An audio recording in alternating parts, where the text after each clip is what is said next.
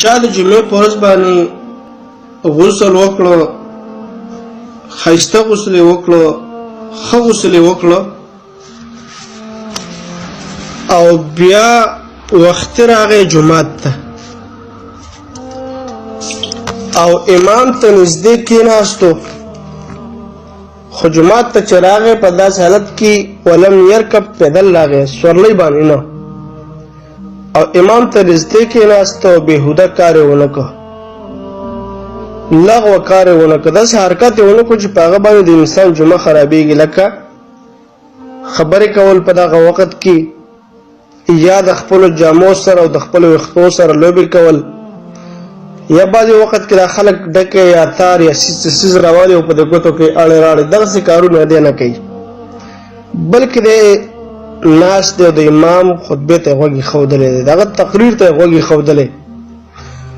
نو دغسې انسان دپاره نبي صلی الله علیه وسلم فرمایي چې په هر یو قدم باندې اجر ملاویږي د یو کال د روجو او د یو کال د قیام. د پوره کال د نفلي روجې د هغې همیشوالی دا مشکل کار دی، ځکه په انسان باندې قسمه قسم حالت راځي، کله به دی بیماري، کله به دی په سفر کې، کله به دته یو مسله وي، کله بله مسله، او دغه شان قیام هغه هم کله سړی په سفر کې، کله به سړی بیماري، کله په یو حالت کې، کله بل حالت کې، مختلف حالت په انسان باندې راتلی شي.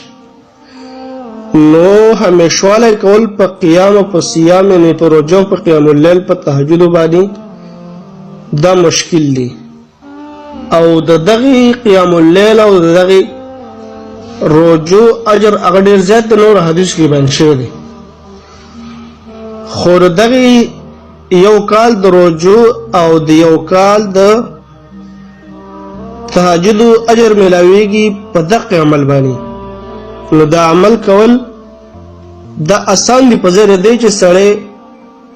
همیشوالی کوي په روژو باندې،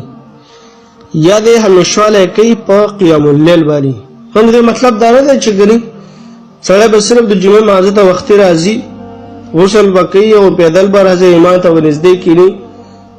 او دی به وایي چې ما ته د روژو او د قیام نه، قیام اللیل که سړی کوي او که روژې ورسره نیسي نفلي،